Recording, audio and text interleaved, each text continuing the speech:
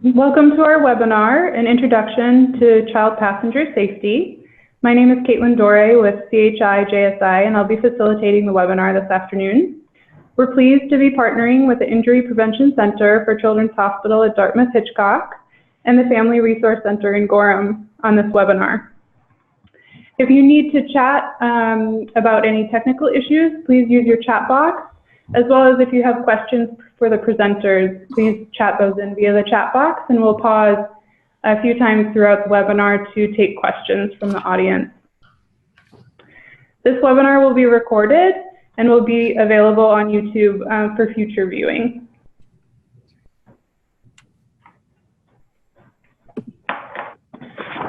So the learning objectives for our webinar today are to understand the need for child restraints, discuss how child restraints work, describe passenger safety laws in New Hampshire, discuss car seat basics, and identify ways to incorporate child safety education into home visiting. Here are our presenters for today. Jim Esdon is the program coordinator for the Injury Prevention Center for Children's Hospital at Dartmouth-Hitchcock, where he's been for the past 17 years. He works with the Dartmouth-Hitchcock Trauma Program to provide injury prevention services and help keep people of all ages out of the hospital because of serious injury. Jim has been a child passenger safety technician for 16 years and has worked with many families over the years to help install their car seats correctly. Prior to coming to Dartmouth-Hitchcock, Jim worked for nonprofit youth-serving agencies in New Hampshire and Vermont, and has also been a certified police officer in New Hampshire. He's very familiar with traffic safety laws, especially as they apply to keeping children safe. He has a Bachelor of Science degree from Plymouth State College. Tom Leach has 27 years of law enforcement, most of which was spent as a crash investigator and certified for nearly 20 years in child passenger safety, currently serving as the CPS coordinator for New Hampshire. Gabrielle Lepine is the Associate Director of Family Support Services at the Family Resource Center. Known for wearing many hats in her position, Gabrielle serves as the curriculum coach and wraparound family support specialist to better support families and home visitors. Gabrielle specializes in reflective supervision, practice-based coaching, and serves as a certified child passenger safety technician to those in the community. In her free time, she enjoys gardening, kayaking, and any excuse for movie theater popcorn. All right, now I'm going to hand it off to, I believe, Jim, to start us off with the need for child restraints. Hi, everyone. So the reason we're talking about the need for child restraints at all is because there's a tendency for a lot of folks to think of children as many adults, and we have to provide the child restraint for them so that they can fit properly in a lap and shoulder belt when they're older, or use the car seat itself to protect them when they're younger. They need those special restraints because of their developmental characteristics and proportions. An example of that, an infant's head is always larger and heavier. Their legs are shorter. Their shoulders are narrow and flexible. Under the age of 1, bones and ligaments in the neck are not well developed. And in older children, a child's pelvis is small, rounded, and the shape is not fully developed until puberty.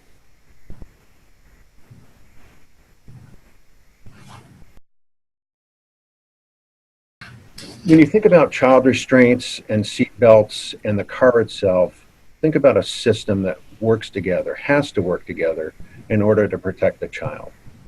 The child restraint is going to work with the seat belts to prevent the ejection and to help distribute the load crash forces to the strongest parts of the body. In order to work as designed, the child restraint must be firmly attached to the vehicle, and the child must be snugly secured in the child restraint itself.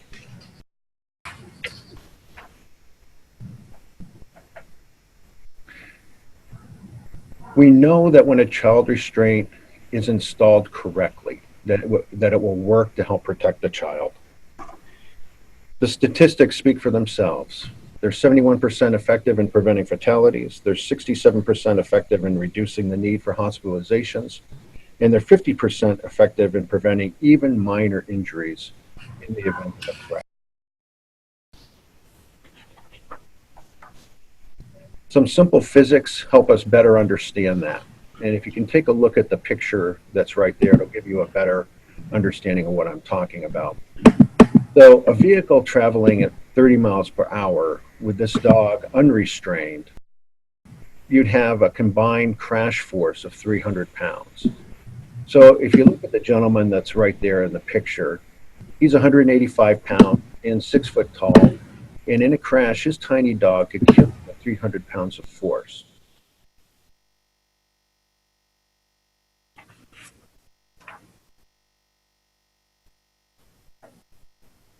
So in order to help protect the child, New Hampshire's law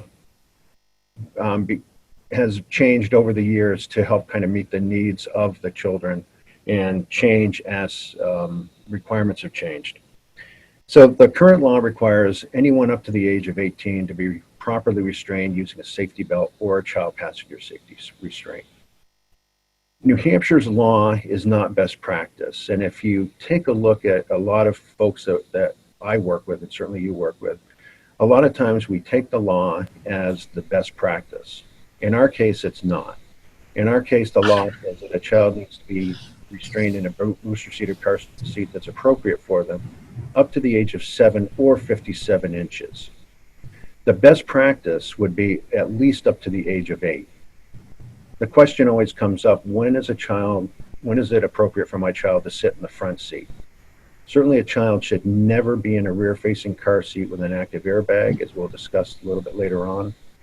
And statistics gained from Children's Hospital of Philadelphia show that a child really should be in the rear seat until they're up to the age of 12. Regardless of what the law says, a child should be in that even over the age of 8 in a car seat or booster seat if they're smaller, too small to fit appropriately in the lap and shoulder belt. So just a little bit of car seat basics. One of the most common things that we see in the home visiting aspects is trying to save money when buying or receiving a car seat. So that is buying a car seat online from a stranger or a secondhand car seat. So buying a car seat or receiving a car seat without knowing the history of the car seat.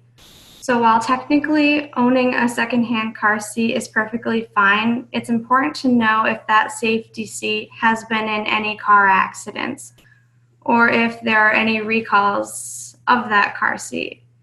So, or if there's any recalls at all. Overviewing the owner's manual will help ensure all of the parts are accounted for as well. And it's basically just to know if there's been any car accidents for that car seat. You want to make sure you get a new car seat for that child.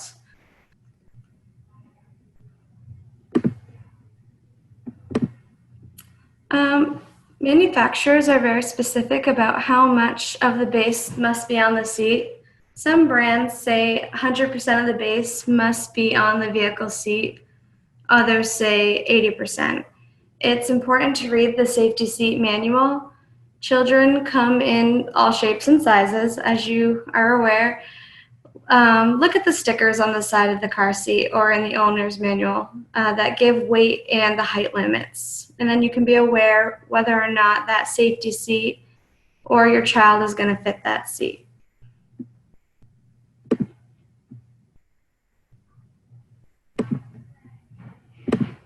Okay, so going over the most basic parts of your safety seat, starting off, you have your 3 harness slots, which easily allow you to adjust the height of your harness with your 5-point harness system.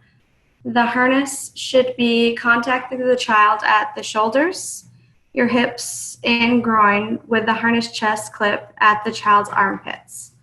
The safety seat also has 2 releases, one which is the red button at the harness, which separates the harness system, and a harness release mechanism, which loosens the harness system. We'll end up watching a further video to demonstrate basically how to use the basic parts of the car seat, and it'll really explain and demonstrate this whole car seat and how it works really well. If you end up buying a car seat and it's really confusing, my best advice is going through your owner's manual, and it'll be your best friend.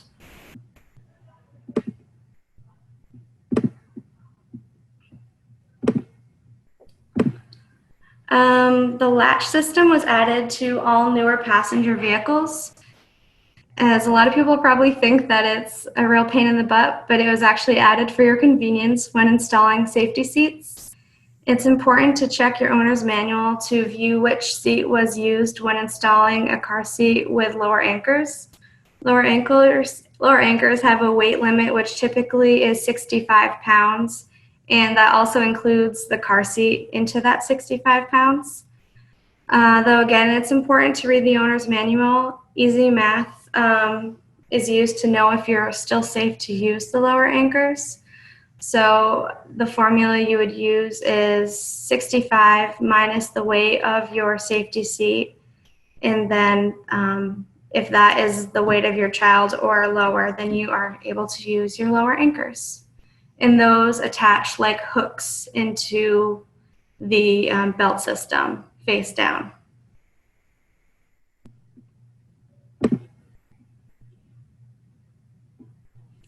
Okay, so do they expire? That is the question. And yes, car seats, they do expire. And why do they expire? It has nothing to do with the car seats are just companies looking to take your car seat money and get you to buy new ones. In fact, your child is going into that car seat every single day, could be chewing on the harness straps. They're putting a lot of wear and tear onto that safety seat. It's going into the hot sun every day, winter storms, everything like that. Recalls. Every single day you hear about recalls on child safety seats, and with that, that's another reason why they expire. Eventually they go past the tested lifespan, and that's one of the other reasons why. And eventually they're always working to improve, to make car seats safer, so replace parts will happen as well.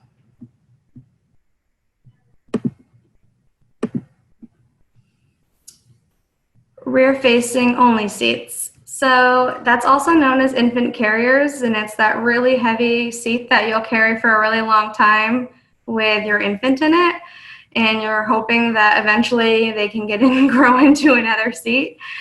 And it's specifically made to just be that, which is rear-facing. It can't be forward-facing at all. It's not safe at all, and it's absolutely not allowed to be forward-facing. In just a little bit, you'll actually watch a video which will explain how to safe children are when they are positioned rear-facing. But one of the things in a home visitor aspect that I want to talk about is keeping children in an infant carrier for too long. And I just had my kid in a car ride for an hour and they fell asleep, so I'm just going to leave them in the infant carrier and let them sleep for a few hours. It's really important to talk about safe sleeping with the families you're working with, because we absolutely get it. You want to let your child sleep. We don't want to wake them up. But the angles of the infant carrier, when you're in a car, it has the appropriate head and neck.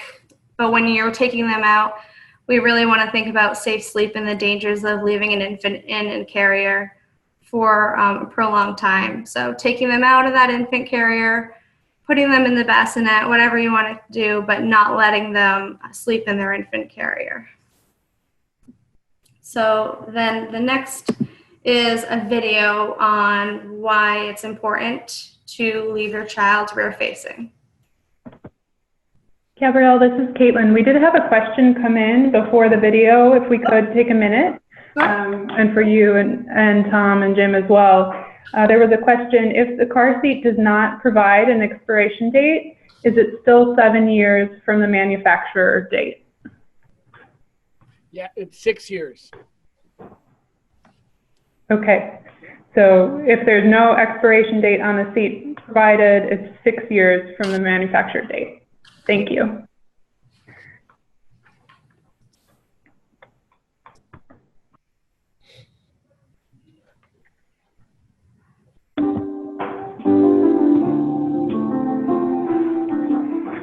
You have already learned that a child under the age of 1 should always ride in a rear-facing car seat, and that children should remain in rear-facing car seats as long as possible.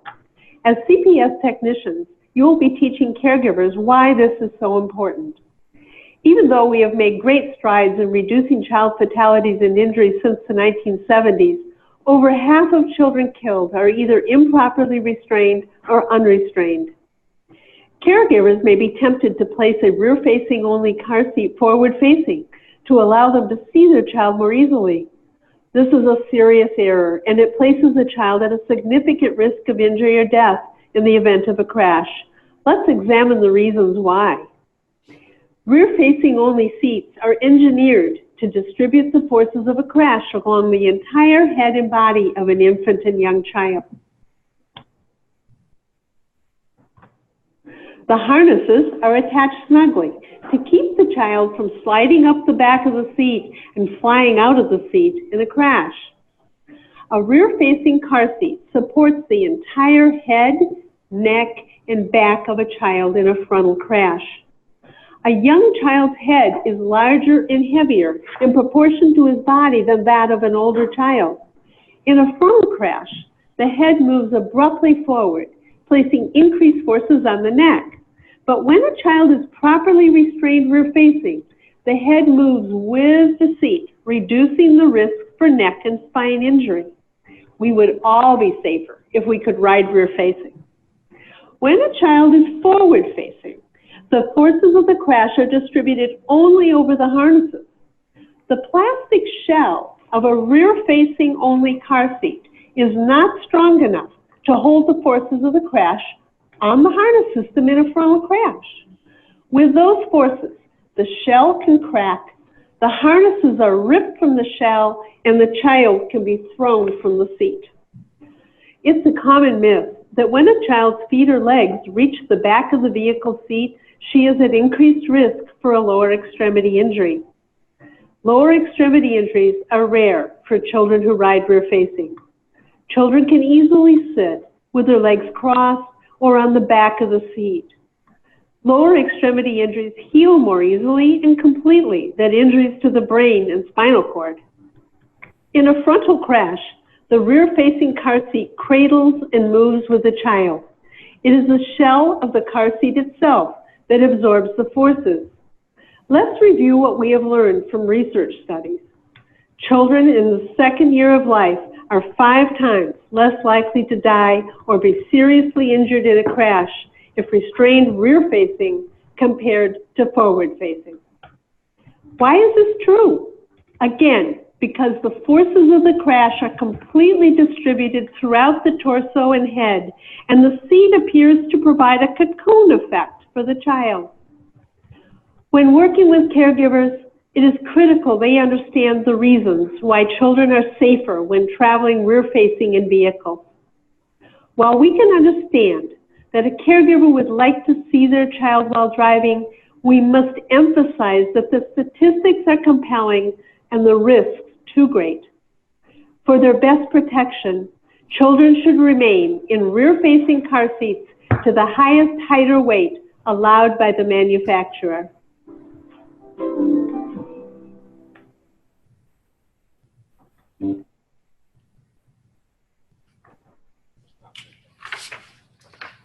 All right, so, and then this is another video, so it's going to be 2 more videos, if you wouldn't mind starting this one, Kaylin. When you and I ride around, it's okay that our seatbelt is loose while we're driving and then just locks when you slam on the brakes. But that doesn't work for the car seat, in that the car seat is loose like this. If your vehicle seat was loose and wobbly like this, you wouldn't ride around in it, nor should your baby. There's a special locking feature built into most seatbelts here in the United States since 1996 that's specifically for holding your child's car seat secure. The way to engage the locking feature is as simple as taking the shoulder belt and slowly pulling it to the very end. Once you get it to the end, let it back in. Do you hear that ratcheting? That click, click.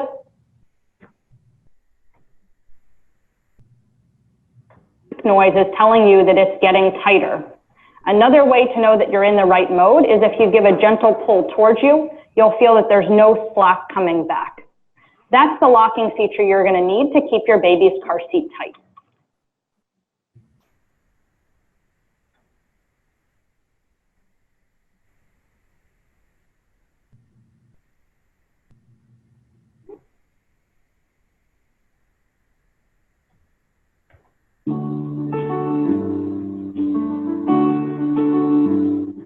This video covers some basic tips for installing and using a rear-facing only or rear-facing convertible car seat with a seatbelt. Before you begin, read the instruction manual for the car seat and the portion of the vehicle owner's manual on child restraint systems. Pay close attention to the information on the vehicle seatbelt system and how to lock it. Because every car seat and vehicle is different, it's important to carefully follow all instructions. Place the rear-facing only base or convertible car seat in the back seat of the vehicle. Carefully thread the seat belt through the correct belt path, as directed by the manufacturer. Be careful not to have any twists in the seat belt. Buckle the seat belt. Lock the seat belt. Press down firmly on the base or car seat and tighten. The base or car seat should not move more than 1 inch when tested at the belt path. Make sure the car seat is installed at the correct recline angle. Most car seats have built-in angle indicators and recline adjusters to assist you. Properly position the harness on the child. Harness straps should lie flat, not twisted, and be placed through the slot at or below the child's shoulders according to manufacturer instructions. Buckle the harness and the chest clip and tighten. The harness is snug enough when you cannot pinch any extra material at the shoulder. Place the retainer clip at armpit level. The child is now secure and ready to be transported. Follow these steps for installing and using a rear-facing only or rear-facing convertible car seat with lower anchors and tethers. Place the rear-facing only base or convertible car seat in the back seat of the vehicle in the rear-facing position. Locate the lower anchors in the vehicle. Attach the lower straps on the base or car seat to the anchors. Press down firmly with your hand on the base or car seat and tighten the straps. The base or car seat should not move more than 1 inch when testing at the belt path. Make sure the car seat is installed at the correct recline angle. Most car seats have built-in angle indicators or adjusters to assist you. Properly position the harness on the child. Harness straps should lie flat, not twisted, and be placed at or below the child's shoulders according to manufacturer instructions. Buckle the harness and the chest clip and tighten. The harness is snug enough when you cannot pinch any extra material at the shoulder. Place the chest clip at armpit level. The child is now secure and ready to be transported. Advise caregivers to use the rear-facing car seat for as long as possible. Once the child outgrows the rear-facing only car seat, switch to a convertible car seat and use it in the rear-facing position. Rear-facing convertible car seats have higher height and weight limits and allow caregivers to keep children rear-facing longer.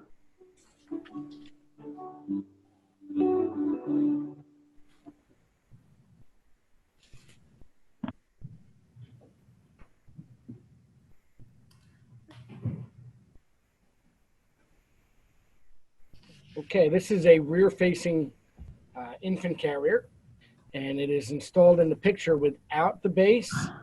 And bases are very important depending on the model or brand of seat. Some bases will actually impact the weight limits of that individual carrier. So you got to make sure you read the owner's manual very carefully on that. But installing a rear-facing infant carrier without the base is actually pretty common. It happens a lot. Maybe they only have one base, or they don't have a base, and the child is dropped off at daycare, or another family friend or family member is watching the baby and they don't have a base. So it's a convenient way to install the seat. Base installations tend to be a little easier to understand, but this can be done. And it's very, very simple as far as the lap portion of the seatbelt system goes through those hooks on top of a seat that allows it to be installed in this manner. And the shoulder part does not go back through those tabs. It goes up along the back of the seat, as you can see in this photograph. And you just have to make sure that that is locked. As Gabrielle mentioned before and in the video, you've got to pull that seatbelt out all the way to activate the lock in the vehicle, or the lock might be on the latch plate or buckle, actually. So either way, you've got to make sure it's snug and that it doesn't move more than an inch side to side. And while you're looking at the manual, you want to make sure you understand where the manufacturer wants that handle to be. Unfortunately, it's different with each manufacturer where the handle should be when the baby's in transport.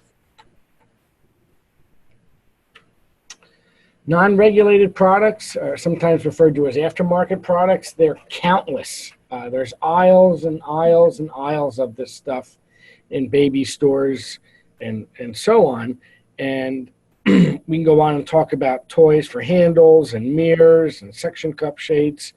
Basically, we want to avoid all these things for two reasons. Is one, they were not tested with the seat, and we really don't know how they're going to perform in the event of a crash, because in the event of a crash, that seat has to work perfectly that one time.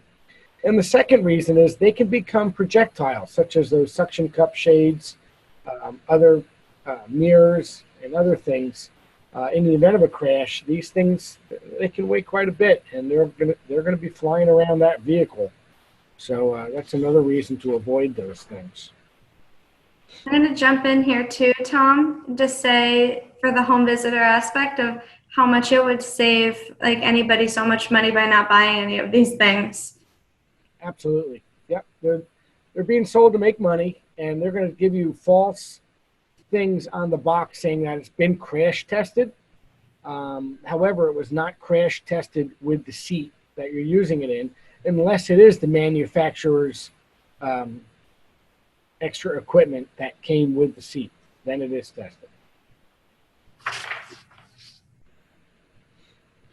All right, when we're looking at how the kids are sitting in their seats, we really want to observe the harness system. We want to make sure that the harness straps are at or below the shoulders when the child is rear facing.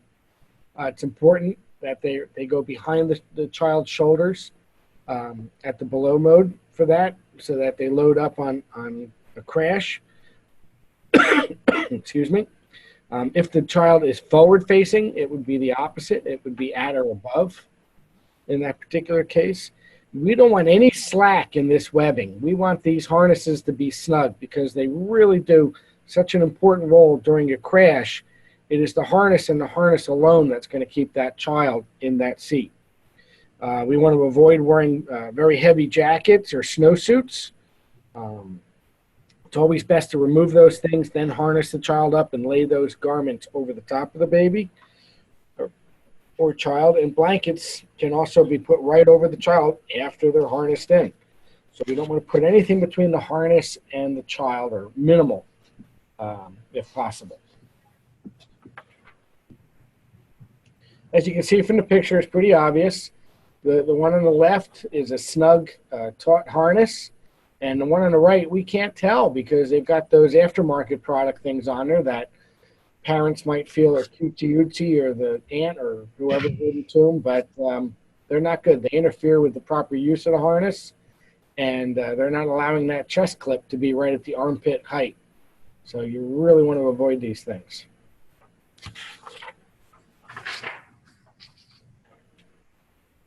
Convertible car seats are an important step in keeping children safe. The reason they are so important, as you heard Dr. Bull say in the video earlier, is that rear facing is the safest way for these kids to travel. And convertible car seats allow older kids with higher weights to travel rear facing as well. They work out really well for families because they can fill a longer period of time for the child to be sitting in there. So if a family wants to forego the infant carrier, a convertible car seat might be something that would work for them. They may opt out just for the convertible car seat until that child reaches the maximum of that weight. But again, we have to stress that that child should be rear facing in that convertible car seat to the weight and height limit listed on the seat.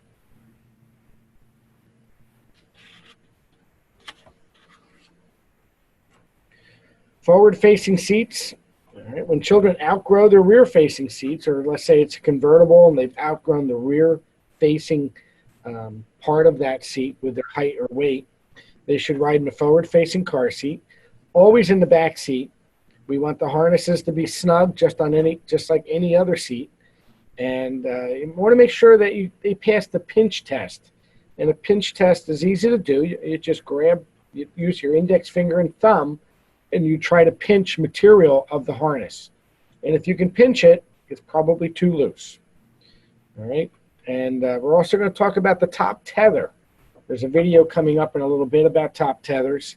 And the top tether is so important that it really does restrict the forward movement of that child seat during a crash and can really help the child stay in a more livable environment than if that seat went forward 4 to 6 inches. Forward-facing seats, as Gabrielle mentioned before, there are weight limits on those lower anchors. So with forward-facing seats, it's probably just easier, and it's a good rule of thumb to install them with a seat belt. Just go right ahead and follow the instructions that the manufacturer provides and install those forward-facing seats with the seat belt.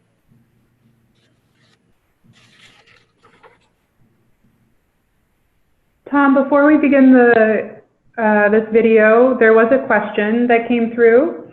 Can you use a convertible car seat instead of an infant seat if weight requirement is within child's limit? Absolutely. Sometimes it's a matter of preference. Sometimes convenience sake. If there's a lot of caretakers with the child, sometimes it is easier with an infant carrier. But it's totally understandable to avoid the extra expense of an extra seat. As long as the weight limits of that convertible fit within that child's weight, it's fine. Thank you.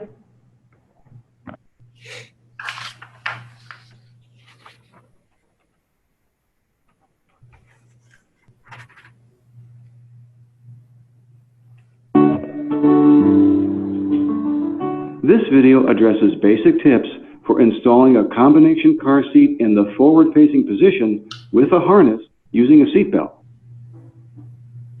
Before you begin, read the instruction manual for the car seat. Also, read the vehicle owner's manual on child restraint systems and how to lock the vehicle seatbelt. Because every car seat and vehicle is different, it's important to follow all instructions carefully. Place the car seat in the back seat of the vehicle in the forward-facing position.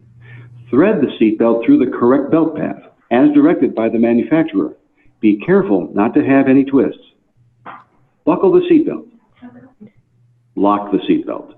Place your hand firmly in the car seat and tighten. The car seat should not move side to side or front to back more than 1 inch when testing at the belt path. Properly position the harness on the child.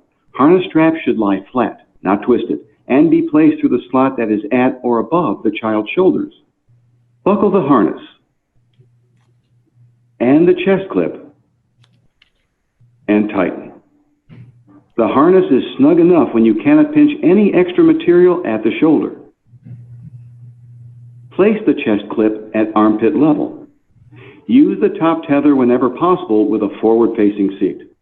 Follow these steps for a 3-in-1 forward-facing car seat with latch.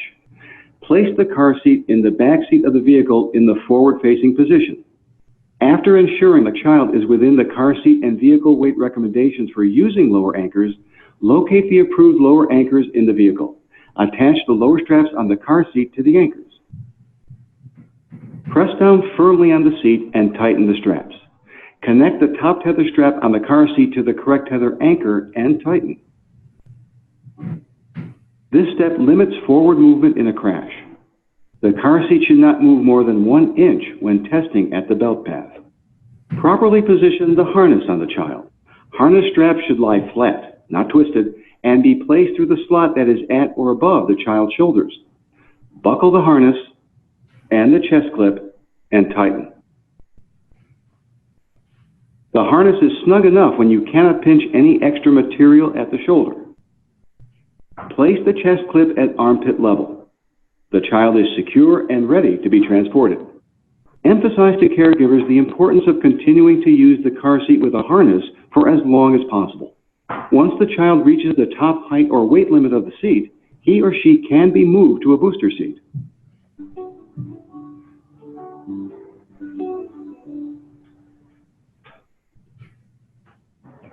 And Tom, we had another question come through. Are coats still not recommended for forward-facing car seats? Or rear-facing car seats, for that matter.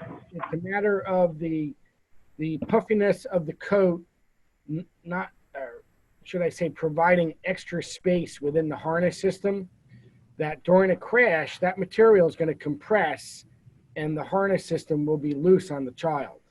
So that is the reason. It doesn't matter what type of seat it is, whether it's forward-facing or rear-facing.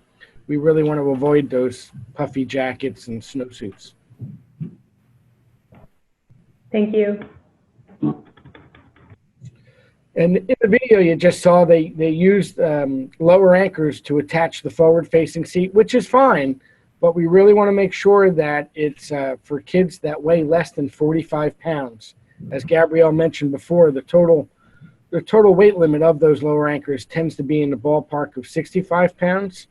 So that's everything. That's the kid's clothing, the seat itself, maximum. So if you use a ballpark of the child being 45 pounds or less, the lower anchors are okay. But once the child gets close to that 45-pound weight, the seat should really be installed with a seat belt. And here's a mock-up of different tether anchor locations. The top tether comes out of the top of a forward-facing seat and is critical. This tether tends to be overlooked many times during installations. It's very, very important that this top tether be utilized. And they're, depending on the vehicle, a lot of Subarus have mounts in the ceiling.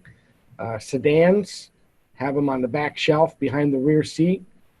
Pickup trucks could be on the back wall, or some SUVs. Minivans and other SUVs have them on the back of the seat itself or underneath.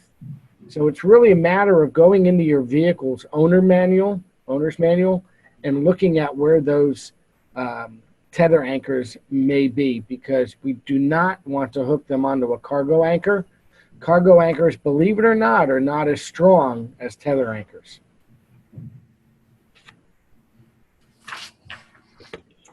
That top tether reduces the forward head movement during a collision, could be as much as 4 to 6 or 7 inches in a crash. Obviously, it depends on the severity of the crash.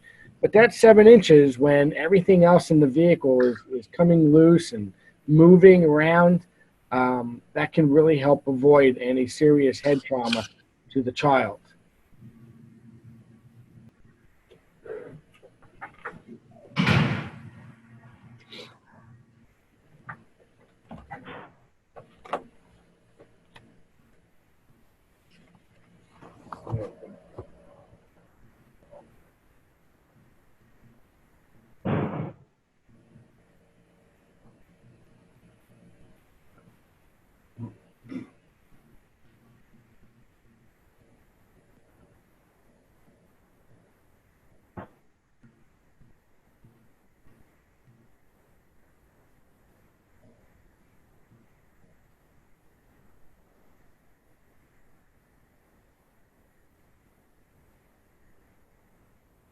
And an impact with a front seat for a child could mean all different cervical, neck, head injuries, and so on. And this is just a 35-mile-an-hour crash. So top tethers are very important.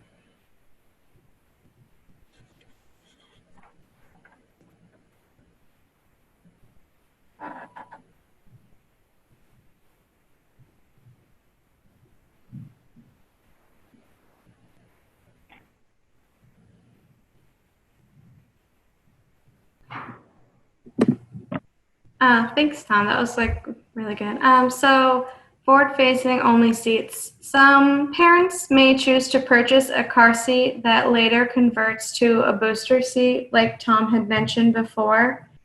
So that is a high back booster seat, or if your car has a high back seat rest, it could be a lower booster seat. And these are great options because they typically have higher harness weights, and it allows a child to remain harnessed as long as possible,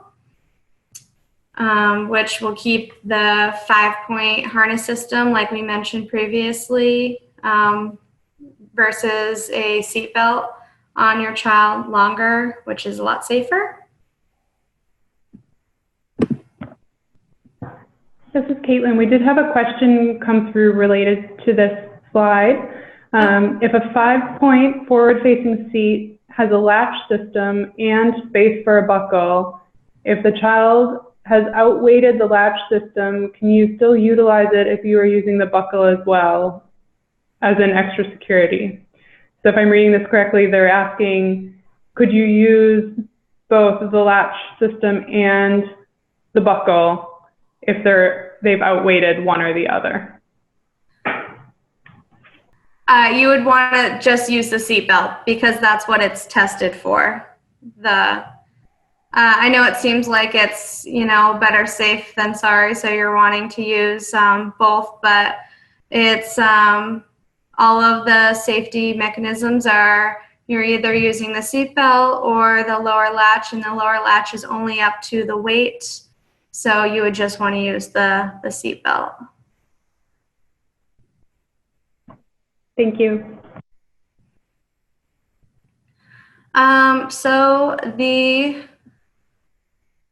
what should be done? So I really love this slide because I feel like when you're in your car, this is something you can look to see before you even take off to drive. It's almost like a checklist. Are the chest clips at armpit level? If they are, you check that off. The harness needs to be at or above the shoulders for forward-facing child safety seats. Removing the slack from the harness, and that's by using the pinch test. Nothing between the child and the car seat. As Tom mentioned, no puffy coats. And we live in New England, so I know it makes a lot of sense where you'd want to wear that puffy jacket. But, even just starting your car, a little bit beforehand to warm it up ahead of time.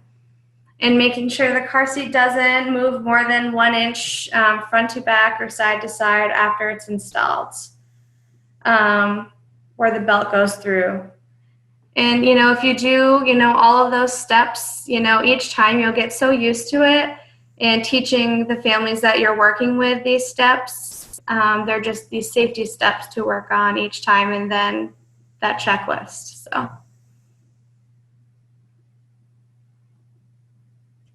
So proper versus improper. Tom did a demonstration like this in his past video. Some of the most obvious ones in here, the chest clip is too low on the child's to the right. He's wearing obviously that puffy jacket that we've talked about. The straps are appearing really loose for that child, and if you can notice, he is too tall for his car seat. And then the child on the left, the straps are very tight, and she's not wearing the jacket, and it's at the armpit level.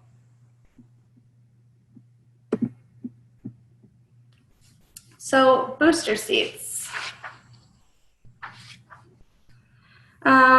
Developmental ability should factor into the use of booster seats. A child must be able to sit properly the entire ride to use a booster seat. Like I was mentioning, a high back booster seat is preferred and is needed instead of a backless booster seat if the vehicle does not have a headrest. And that's really for the protection of a child's neck and head and the back in case there's ever an accident. Just to keep everything safe. And they're really cheap, like it's mentioned in this. If you are, bringing one of your families or trying to encourage them to buy one, they can be really cheap at Walmart. So, and a booster seat is designed to work with lap and shoulder belt, not to lay on the lap only. So it's really, if the middle of the seat only has the lap only for those really old cars, then you would encourage them to move the seat over to the left or right of the car.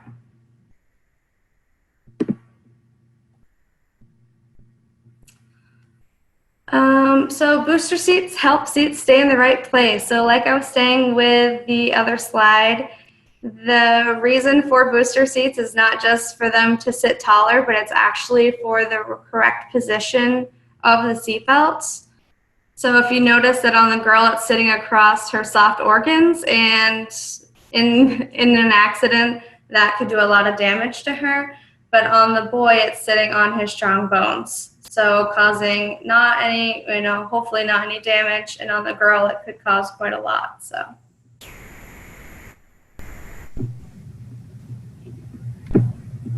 So it's real easy for people to be intimidated by the car seat and installing it correctly, and how do you do it, and how do you work with your manuals and including the car manual in order to make sure that you've got a correct installation. And we want to make sure that we kind of take the mystery out of this and work with folks on how to install it correctly. I like this slide because it shows 5 things that are important for providing the best protection for the child: the selection, direction, harnessing, location, and the installation of the vehicle. Let's talk a little bit about some of the pieces here that we haven't covered quite in depth. So the selection for the restraint, again, we're going to look at the side of the tags, we're going to look at the side of the box, we're going to find out what age and size of the child is appropriate for that particular seat. The other important thing with this is to make sure that it fits correctly and safely in the car that it's going into. We get cars all the time that the car seat just is not appropriate for it. It's either too large to fit in the back seat correctly, or it doesn't fit the child the right way. The direction, we've talked quite a bit about making sure that up until the age of 2, which is an American Academy of Pediatrics recommendation, that up to the age of 2, the child rides rear facing. After that, they can be moved around, but remember that rear facing is going to be the safest position of all. 90% of all crashes come from the front, and this helps protect the child there. The harnessing in the restraint correctly is key to making sure that it's snug. There was a question about different parts of the country having different issues, and one of those in our area that we're dealing with right now is if you don't have a heated garage and the car is outside at night and it's cold, you're going to go out and start the car. But another thing you can do is take a hot water bottle and put that into the car seat itself. Focus on the foam that's in there and the hardware to help kind of make it a little bit more comfortable for the child. In the summer, take a cold pack out with you. If the car's been sitting out in the sun, even if it's been sitting in the shade, that will help cool down the shell and the hardware again to make it a little bit more comfortable. We're always asked, what's the best location for the car seat? The safest location is in the middle position, but many vehicles won't allow for good, solid installation in the middle position. So after that, it'll be up to the parents to decide which side they would prefer to have the child into. I mentioned that 90% of all crashes come from the front. The next highest would be from the rear, but the most dangerous is the last category, and those are the ones that come from the side impact ones. We know that front airbags are not protective for children, especially in rear-facing car seats, but side impact airbags have been proven to be a safety feature for children, as well as you'll see that many car seats now have been tested for side impact. Is it possible for a car seat to be overwhelmed? Absolutely. There are just some terrible crashes out there, but most of the time, many times, the children will be saved by that car seat. And when, especially if it's installed correctly, which is the last point here. So, a few things that we always make sure we go over with folks. One is that anything that's loose in a crash can become a missile that can hurt anyone in the vehicle, the child or someone else. Booster seats themselves that aren't permanently locked into the vehicle like a regular 5-point harness car seat or a rear-facing seat, if they're not buckled in, they become loose and they can hurt the driver. So if there's no child in there, it's a good idea to still buckle it in to help protect whoever else is in the vehicle. People can be projectiles. Again, New Hampshire doesn't have a law for people over the age of 18 to ride secured in a seatbelt. They should, especially when the child is in a vehicle, because they can be the force that injures or kills that child, and we want to make sure that doesn't happen. So again, we make sure that the booster seat's buckled in, that it's taken care of. And then in the next slide, you'll see there are some different things that we need to especially be on the lookout for. Some common projectiles. One is a cell phone. You can see the force that this travels in a 30 mile per hour crash. And after a car crash, if you ever get the chance to take a look at a vehicle, you can see in some of these cars indentations in the foam and the dashboard that show where the phone was. You can literally put the phone into that indentation and you can see that would have been a dent in a person's head or a child's body. And we want to make sure that that doesn't happen by securing it. Water bottle, when we talk about water bottle, we're talking about the basic 12-ounce ones that you would get down at the corner Jiffy Mart. That has 16 pounds of force in a 30 mile per hour crash, again, capable of doing devastating damage. And the last one is just an example about those mirrors that are attached to the back of the seats. It can be comforting for parents to have that so they can take a quick glance back, which again, we don't encourage because that's a distraction, but it does provide them with an opportunity to look. But when that mirror is there, if it's not secured adequately, it can take it can fly off and injure the child. So again, all of these things can be really important. And it's important to take a look under the seats as well. What's under there that could be damaging? And we've seen tools, we've seen all kinds of different things that people forget. They've been working on the vehicle, they just stuck it under the seat to get it out of the way. Again, that's something that will make its way through the car if there's a rollover or a side impact crash of any type.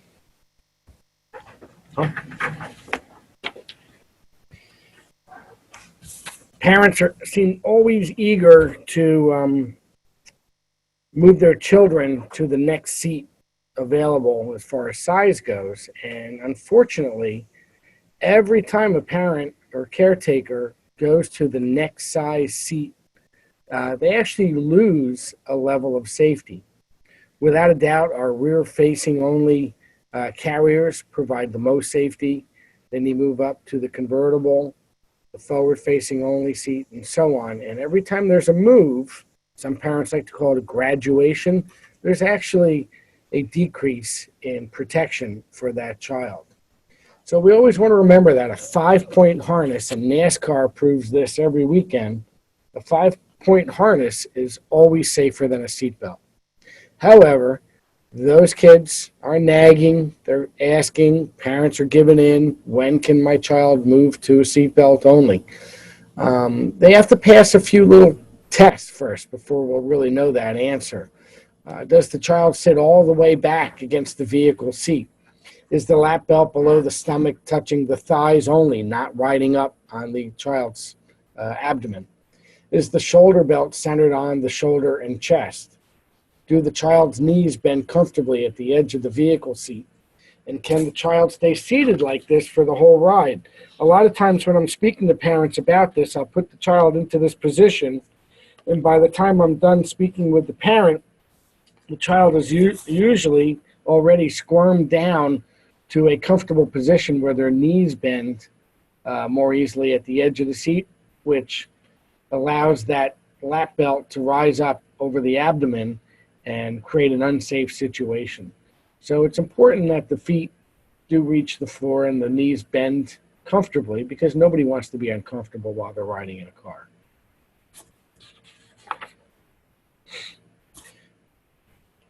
It's a moving target, what we're trying to deal with as far as child passenger safety. Things are always changing. Vehicles are always changing. Thank goodness child seats are getting better. Rear-facing infant seats must never be placed in front of an active airbag. These are things that's an always. Doesn't matter what vehicle, what seat. We never put a rear-facing seat in front of an active airbag in the front seat. Variety and types of seatbelt systems in vehicles vary. They can be confusing. So just make sure you understand what you have in your vehicle. The latch technology dealing with the anchors was introduced to be more convenient. It has to exist in both the vehicle and the child restraint for it to work. It can't just be in one. NHTSA, the National Highway Traffic Safety Administration, now issues an ease of use rating for child seats. This is an awesome tool. It's on their website, safercar.gov. And what it does is it rates how easy different seats are to use by the caretaker. And it's pretty accurate. So it's a great resource for caretakers, caregivers, and parents. Be sure all children are buckled up on every ride in every car. Everybody should be buckled up on every ride in every car. As Jim mentioned, if you're not buckled up, you're just a projectile in that car, and you're going to hurt somebody else. All kids should stay in the back seat until age 13. If you need a little help with that with your teenager, flip down the front passenger seat visor, and it'll say it right there. Help you with a little backup material for that. Make sure all the kids are in the correct car seat and booster seat that matches their height and weight. Follow the instructions of your vehicle as well as the seat every time, and make sure adults and everybody are always buckled up. That is the most important first step.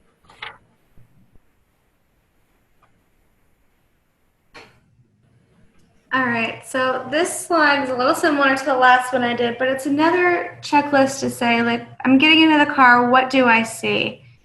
Is the harness securing my child or the child that I'm working with? Is the seatbelt or the lower anchors holding the car seat?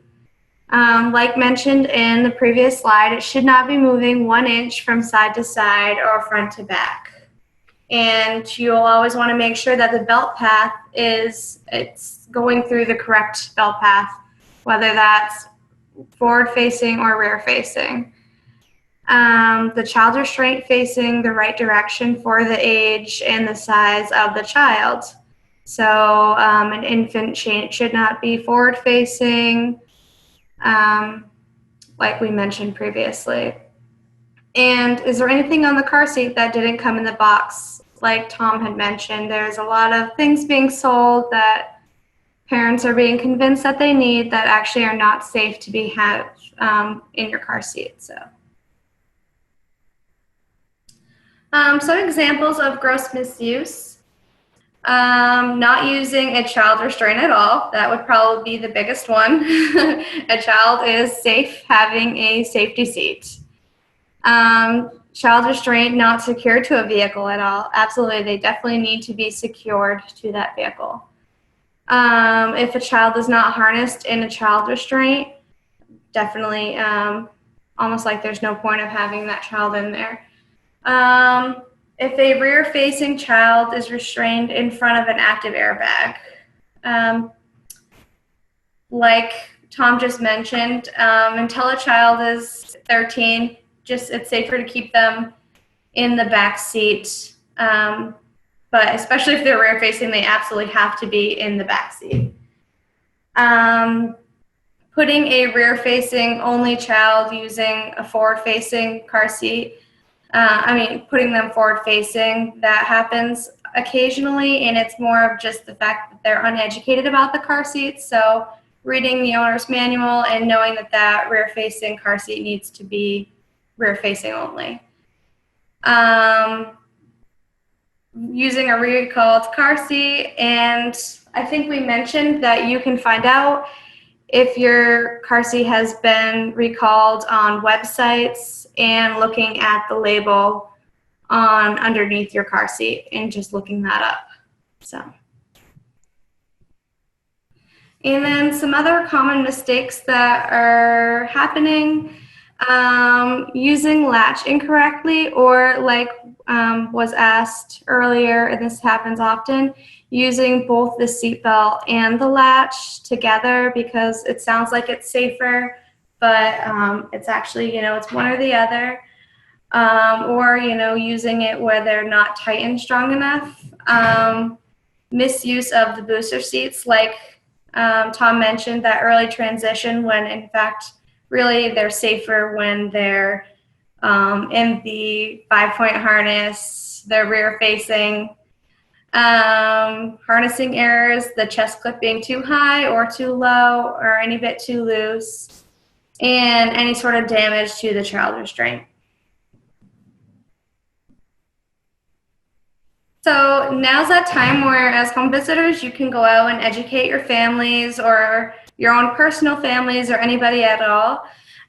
There's such things called child passenger seat fitting stations. So you can go and help them locate the nearest fitting station. You can make sure that they understand anything by asking questions about child passenger safety. And being patient with the families that you're working with, because car seats are really tricky. There's so many different kinds of them, and they're not easy. So parents, they have a lot of kids, they're tired. Toddlers are impatient too. Newborns are exhausted. So just being patient with them, letting them understand it, and helping them along the way.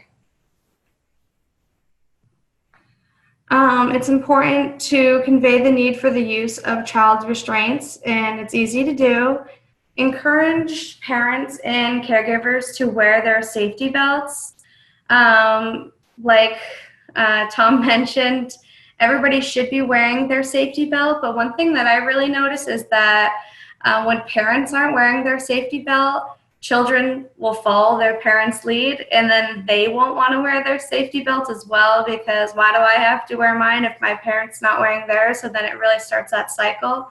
So if we encourage parents to start wearing their safety belt, then it will really start a nice trend for children along the way. So then when they're 18, they will just know to put their seatbelt on the second they get in their car. Show others how to choose car seats and how to use them correctly.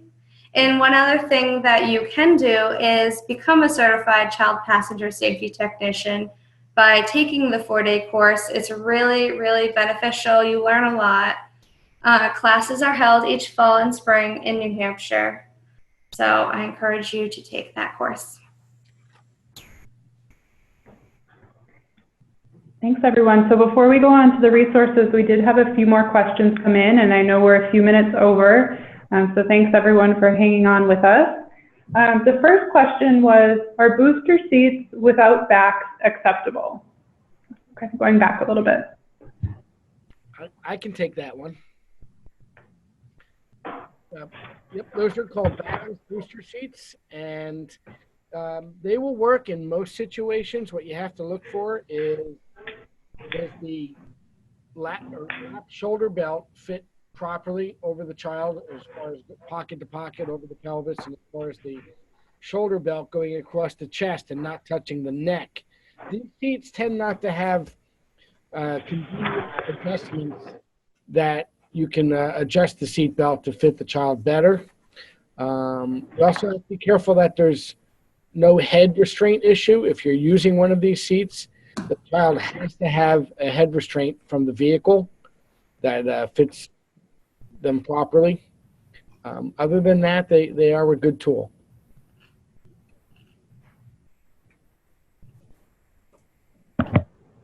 Thank you. Then we had a question, is it illegal to place a rear-facing seat in front of an active airbag? Yes, I would say that that would be the law states that child seats have to be used properly. That is an improper use, so that alone is that. But also, if it's done knowingly, that can be interpreted in many different ways as far as abuse or neglect goes. Okay, and what about in pickup trucks? Very good question. Pickup trucks, if it's just a single cab and there's no back seats, you don't have a lot of choices as to where you can put that child seat. So many pickup trucks dating back to 98 have the ability to turn off their airbags with a key. It's an airbag deactivation switch. If the truck does not have one, one might be able to be installed by the manufacturer of the vehicle. As long as that switch is turned off and the airbag is deactivated, it's okay to put a child seat in that front seat. Okay, so there was a follow-up question about the safest way to transport then in a pickup truck. So it sounds like that would be to turn off the airbag. Right. Is that correct? That would be the safest option? Right. If there's a back seat available, the back seat would be safest. But if it's, excuse me, a single cab truck, then yes, the airbag must be deactivated. Excellent. Thank you for answering all those questions. All right, so there are additional resources listed here, and I'll let you talk through these, and Alyssa will chat out the links to everyone as well. Yeah, the Safety of New Hampshire is our website. That'll get you into the Injury Prevention Center's resources that we have available, which also identifies different fitting stations throughout the state, and also best use, proper use. Then there's Safe Kids right there, and that is a good website to go on if you want to learn more about different initiatives such as kids in cars, kids around cars.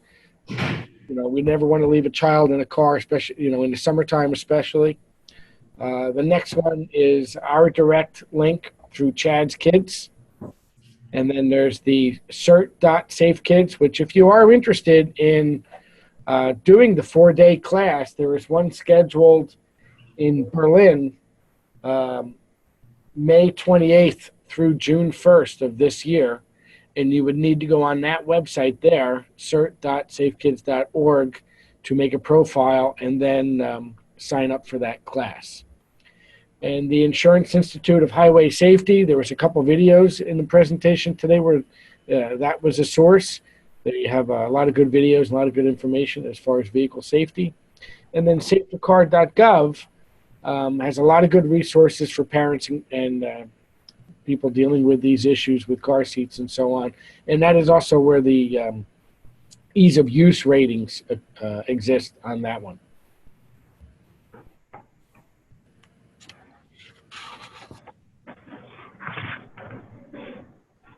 Lots of different videos we had in there today on tether use, branch forces, and also different installation videos were also in the video today, are accessible through, I guess, just email us. We can get them to you.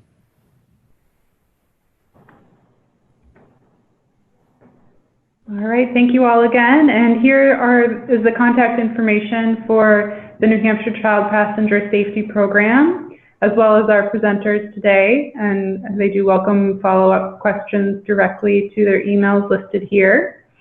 And I want to thank you all again for joining us for our webinar, and to our presenters for all of your contributions and information today. It was very valuable. Thanks again.